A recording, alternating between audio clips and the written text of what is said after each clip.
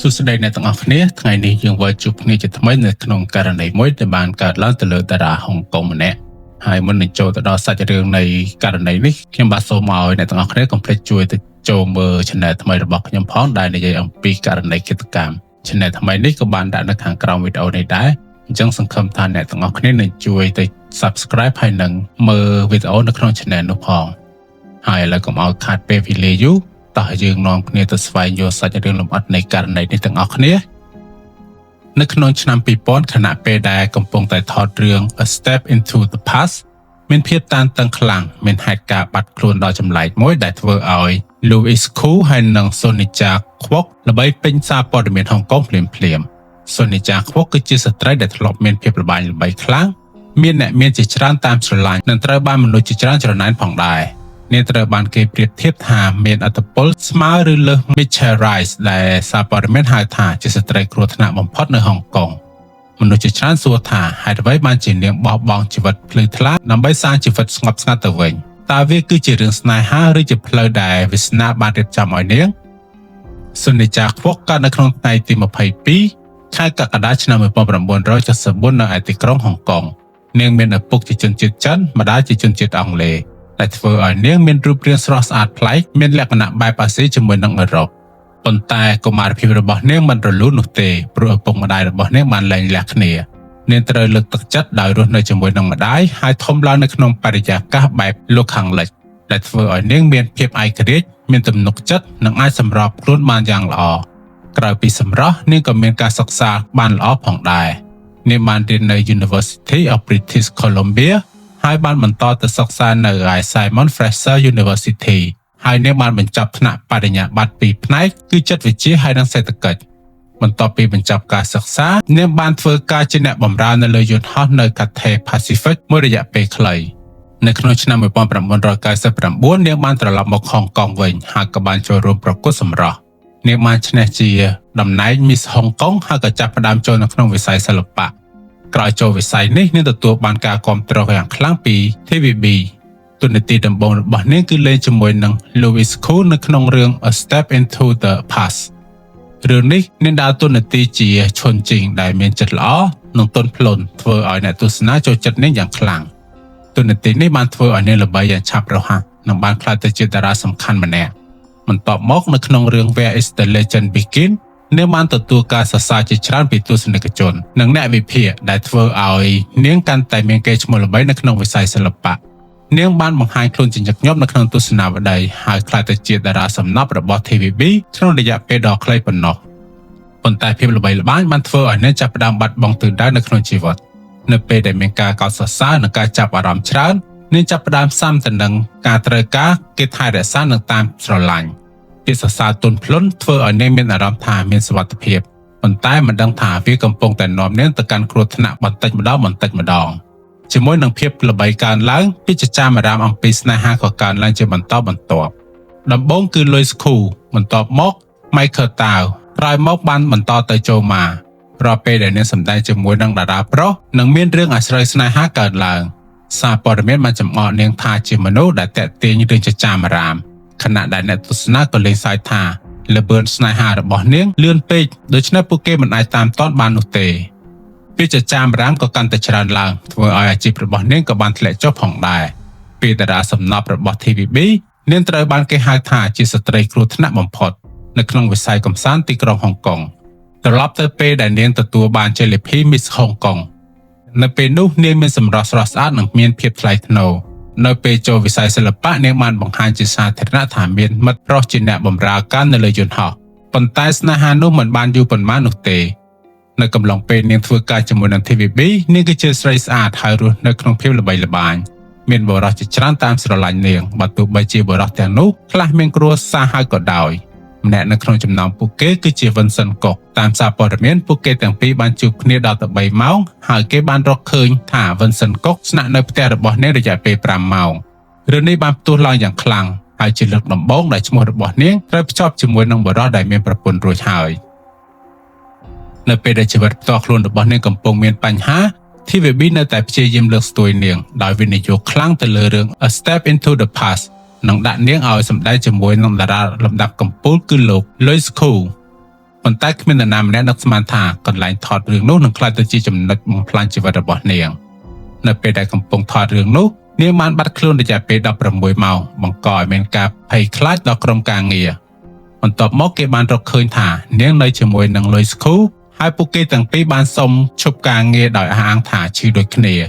ហេតុការណ៍នេះត្រូវបានអ្នកសារព័ត៌មានបានពង្រីកយ៉ាងខ្លាំងខ្លាចទៅជាប្រធានបទក្តៅគគុកបំផុតនៅក្នុងទីក្រុងហុងកុងនាពេលសម័យនោះ Lois Koo ត្រូវបានចេញមកបដិសេធហើយមិត្តស្រីរបស់ Lois Koo នៅពេលនោះគឺជា Jessica ហើយនៅពេលនោះដែរ Jessica ក៏បានសម្រេចចិត្តបែកគ្នាជាមួយនឹងគាត់នៅពេលដែលអាជីពរបស់នាងកំពុងតែឡើងខ្ពស់នាងក៏បានធ្លាក់ចូលទៅក្នុងរឿងស្នេហាថ្មីមួយទៀតដែលបង្កការភ្ញាក់ផ្អើលយ៉ាងខ្លាំងដល់សាធារណៈខណៈពេលដែលនាងកំពុងតែថតរឿង Paris in the Name of Love មានពាក្យចចាមអារ៉ាមថាកំពុងតែមានស្នេហាជាមួយនឹង Moss Chan ព្រោះមានគេឃើញអ្នកទាំងពីរទៅញ៉ាំអាហារជាមួយគ្នាជាញឹកញាប់និងជជែកគ្នាដល់យប់ជ្រៅប៉ុន្តែមនុស្សដែលធ្វើឲ្យជីវិតរបស់នាងរញ្ជួយខ្លាំងបំផុតគឺជា Derek Wan តួឯកប្រុសក្នុងរឿងដែលគេហៅថា Pineapple Bond Romance ម្នាក់គឺជាតារាកំពុងតែល្បីហើយម្នាក់ទៀតគឺជាបុរសដែលមានបទពិសោធន៍និងមានប្រវត្តិស្នេហាស្មុគស្មាញពួកគេបានជួបគ្នានៅកន្លែងថតហើយស្នេហារបស់ពួកគេកើនឡើងយ៉ាងលឿនហើយខ្លាំងថែមទៀតផងជាក់ស្ដែង Derek Wan មិនមែនជាមនុស្សដែលមានឈ្មោះល្អនៅក្នុងវិស័យសិល្បៈទេគាត់ធ្លាប់មានទំនាក់ទំនងស្មុគស្មាញជាមួយនឹង Lolita Lee ហើយនិង Challenge សារព័ត៌មានហុងកុងបានចំអកថាស្ត្រីណាដែលស្រឡាញ់គាត់ចុងក្រោយតែងតែរងរបួសផ្លូវចិត្តហើយគេក៏បានដាក់ឈ្មោះឲ្យគាត់ថាជាអ្នកបំផ្លាញស្នេហាបើទោះបីជាសូនីចាដឹងរឿងទាំងអស់នេះហើយក៏ដោយក៏នាងនៅតែជ្រើសរើសស្រឡាញ់គាត់នាងធ្លាប់បាននិយាយថានាងមិនជឿទៅលើវាសនាហើយនាងជឿតែលើអារម្មណ៍តែប៉ុណ្ណោះអារម្មណ៍នោះកើតឡើងនៅពេលដែល Derek យកនំប៉័ង Pineapple Bond 6ឲ្យនាងជារៀងរាល់ថ្ងៃនិងនិយាយពាក្យផ្អែមល្ហែមរហូតធ្វើឲ្យនាងទន់ចិត្តទៅលើគាត់ភាពខុសគ្នានៃអាយុ10ឆ្នាំរវាងអ្នកទាំងពីរបានធ្វើឲ្យមនុស្សជាច្រើនមានការប្រឆាំងមិនត្រឹមតែសាធារណៈប៉ុណ្ណោះទេសូម្បីតែ TVB ក៏ព្យាយាមរារាំងព្រោះពួកគេឃើញនាងជាតារាដែលមានអនាគតប៉ុន្តែនាងបានឆ្លើយយ៉ាងសាមញ្ញថាខ្ញុំគ្រាន់តែជាស្ត្រីធម្មតាហេតុអ្វីមិនអាចស្រឡាញ់មនុស្សធម្មតាដូចគ្នាបាននេះបានបង្ហាញអំពីស្នេហាពិតរបស់នាងប៉ុន្តែវាក៏ជាការសម្រេចចិត្តដែលគ្រោះថ្នាក់ដល់អាជីពរបស់នាងផងដែរកំឡុងពេលនៅជាមួយនឹង Derek នាងស្រឡាញ់គាត់ពេញបេះដូងនាងបានជួយសងបំណុលគាត់ទៅចូលរួមកម្មវិធីជាមួយនឹងគាត់បដិសេធការងារសំខាន់ៗដើម្បីនៅជាមួយនឹងគាត់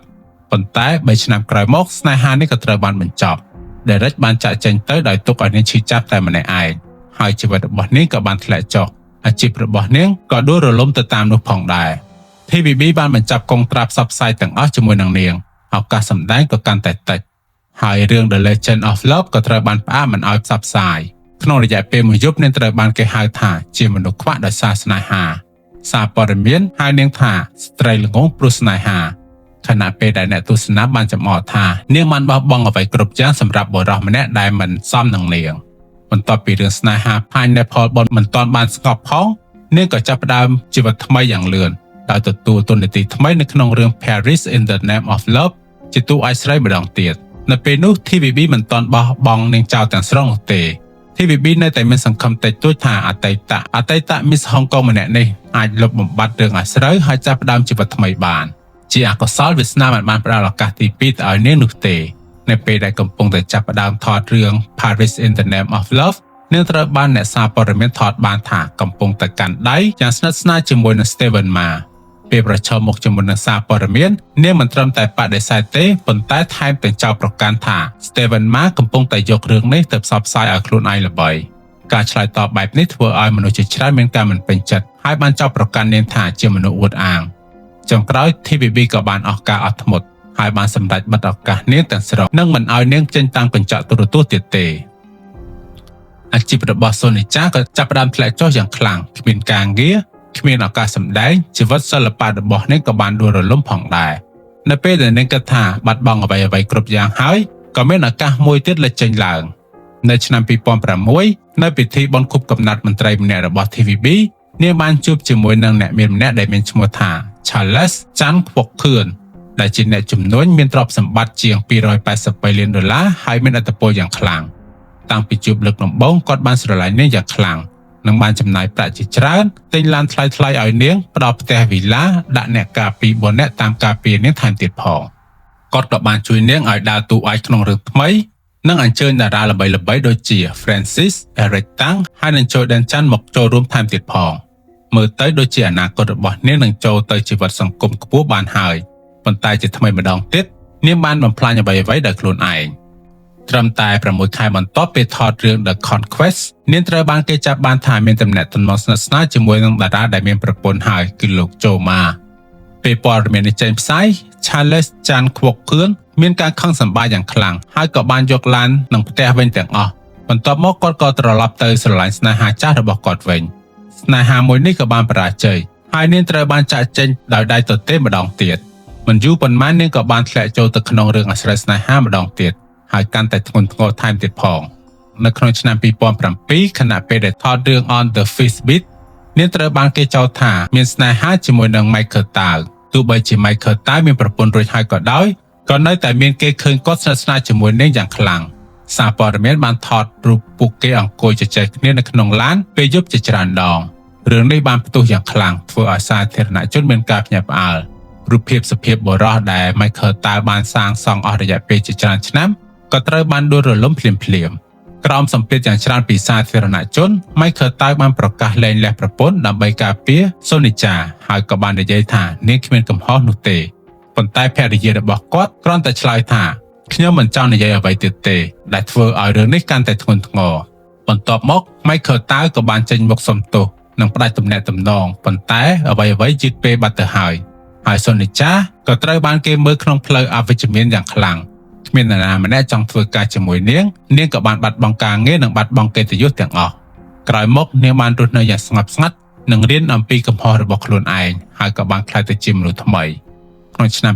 2010នាងមានឱកាសត្រឡប់វិលចូលទៅក្នុងរឿង Palace ហើយនៅទីនោះនាងក៏បានជួបជាមួយនឹង Su Saojia ដែលជាមនុស្សសាមញ្ញមិនសូវល្បីមិនមានលុយច្រើនប៉ុន្តែស្មោះត្រង់ស្ងប់ស្ងាត់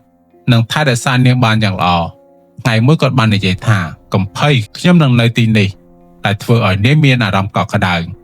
ពួកគេក៏បានចាប់ផ្ដើមជិតស្និទ្ធនឹងគ្នាហើយ3ឆ្នាំក្រោយមកគឺនៅក្នុងឆ្នាំ2011នាងក៏បានរៀបការជាមួយនឹង Su Saojia ហើយចុងក្រោយនាងបានរកឃើញសុភមង្គលពិតបន្ទាប់ពីឆ្លងកាត់ការលំបាកជាច្រើននៅក្នុងជីវិតសារព័ត៌មានបានចំអកថានាងគឺជាអតីត Miss Hong Kong ប៉ុន្តែបែរជាទៅរៀបការជាមួយនឹងបុរសធម្មតាម្នាក់ពី Hunan ហើយមនុស្សភាគច្រើនគិតថាអាពាហ៍ពិពាហ៍នេះនឹងមិនបានយូរអង្វែងនោះទេប៉ុន្តែនាងមិនខ្វល់នឹងពាក្យទាំងនោះទេនាងបានបោះបង់ជីវិតល្បីល្បាញហើយទៅរស់នៅជាមួយនឹងប្តីមើលថែផ្ទះនិងគ្រួសារហើយក៏មានកូនស្រីម្នាក់ដែលធ្វើឲ្យនាងសប្បាយចិត្តយ៉ាងខ្លាំងបន្ទាប់ពីខ្លាចទៅជាម្ដាយគេហើយនាងក៏បានឈប់ពីការងារសិល្បៈហើយរស់នៅក្នុងជីវិតសាមញ្ញប៉ុន្តែជីវិតពិតមិនស្រួលនោះទេការមើលថែទាំកូនធ្វើឲ្យនាងនឿយហត់ខ្លាំងចំណែកឯ Su Saojia កាន់តែជោគជ័យនៅក្នុងការងារនៅពេលដែល Su Saojia កាន់តែជោគជ័យនៅក្នុងការងារនាងវិញហាក់ដូចជាត្រូវបានគេទុកចោលទោះបីជាបែបនេះក៏ដោយសុភមង្គលរបស់នាងមិនបានពេញលេញនោះទេព្រោះពេលវេលានិងបញ្ហាជីវិតធ្វើឲ្យទំនាក់ទំនងបែកបាក់បន្តិចម្ដងនៅពេលដែល Su Saojia រវល់នឹងការងារគាត់ក៏បានទៅផ្ទះកាន់តែតិចចំណែកឯ Sonica នៅក្នុងផ្ទះកាន់តែឯកោហើយត្រូវអត់ធ្មត់ប៉ុន្តែនៅចំពោះមុខសារព័ត៌មាននាងនិយាយថាខ្ញុំជឿជាក់ទៅលើគាត់នៅប្រហែលឆ្នាំចុងក្រោយនេះឈ្មោះរបស់ Sonica ល្បីឡើងវិញព្រោះមនុស្សសង្ស័យថាជីវិតអាពាហ៍ពិពាហ៍របស់នាងកំពុងតែមានបញ្ហាហើយអ្នកទាំងពីរក៏មិនសូវបង្ហាញខ្លួនជាមួយគ្នាផងដែរជាក់ស្ដែងបញ្ហាចាប់ផ្ដើមមានតាំងពីពេលដែលនាងមានផ្ទៃពោះនៅពេលនោះនាងត្រូវចំណាយលុយខ្លួនឯងជាង$2,800ត្រឡប់ទៅហុងកុងសម្រាប់កូនតែម្នាក់ឯងខណៈពេលដែលប្តីរបស់នាងកំពុងតែរវល់ធ្វើការហើយមកដល់ថ្ងៃសម្រាប់ស្ទើរតែមិនទាន់ថ្មីនេះនាងបានបង្ហោះវីដេអូទៅលេងនៅវៀតណាមជាមួយនឹងកូនស្រីរបស់នាងដើម្បីអបអរខួបកំណើតអាយុ51ឆ្នាំរបស់នាងបានសរសេរថាឆ្នាំមុននាងបានទៅកោះម៉ាឌីវហើយឆ្នាំនេះនាងទៅវៀតណាមហើយក៏បានជូនពរខ្លួនឯងថែមទៀតផងសម្លេងរបស់នាងមើលទៅសប្បាយប៉ុន្តែគេសង្កេតឃើញថា Su Saojia មិនមានវត្តមាននៅក្នុងវីដេអូនោះទេហើយធ្វើឲ្យមានពាក្យចចាមអារ៉ាមថាពួកគេប្រហែលជាកំពុងតែមានបញ្ហាបន្ទាប់មកនាងក៏បានចេញមកបញ្ជាក់ថាប្តីរបស់នាងកំពុងតែរវល់ថតរឿងនៅឯប្រទេសចិនដូច្នេះមិនបានទៅជាមួយនាងនោះទេនាងនិងកូនរបស់នាងបានយល់និងគាំទ្រការងាររបស់ប្តីរបស់នាងយ៉ាងពេញទំហឹងហើយសង្ឃឹមថាជួបគ្នាវិញឆាប់ៗនេះនាងក៏ធ្លាប់និយាយថាមុននេះនាងធ្លាក់ទៅក្នុងភាពធុញទ្រាន់ប៉ុន្តែបានប្តីរបស់នាងជួយគាំទ្រទ ទើបនាងអាចឆ្លងកាត់វាបាននាងក៏បានសារភាពថាវិស័យសិល្បៈមានភាពស្មុគស្មាញហើយនាងជ្រើសរើសការរៀបការដើម្បីរកសុខសាន្តប៉ុន្តែពេលវេលាក៏បានកន្លងផុតទៅប្តីរបស់នាងកាន់តែរវល់ហើយនឹងឃ្លាតឆ្ងាយចំណែកឯនាងវិញរស់នៅស្ងាត់ស្ងាត់ជាមួយនឹងកូនដូច្នេះជីវិតរបស់នាងពីតារាល្បីបានក្លាយទៅជារឿងអាស្រូវហើយក្រោយមកក៏ក្លាយទៅជាស្ត្រីដែលព្យាយាមស្វែងរកក្តីសុខវាគឺជាដំណើរជីវិតដែលពោរពេញទៅដោយការឡើងចុះប៉ុន្តែនាងនៅតែព្យាយាមរស់នៅដោយអត់ធ្មត់និងស្ងប់ស្ងាត់តែអ្នកទាំងអស់គ្នាយល់ឃើញដូចម្តេចដែរចំពោះករណីរបស់នាងសូមជួយបញ្ចេញមតិយោបល់នៅក្នុង comment ខាងក្រោមមកខ្ញុំបាទបាននឹងផងហើយបើសិនជាមានកំហុសត្រង់ចំណុចណាមួយក៏សូមជួយខន្តីអភ័យទោសមួយវិញទៀតកុំភ្លេចជួយ like subscribe channel របស់ខ្ញុំផងដើម្បីឲ្យខ្ញុំនៅមានទឹកចិត្តបន្តផលិតវីដេអូជូនអ្នកទាំងអស់គ្នាបន្ថែមទៀតបាទសូមអរគុណហើយយើងនឹងជួបគ្នានៅក្នុងវីដេអូក្រោយ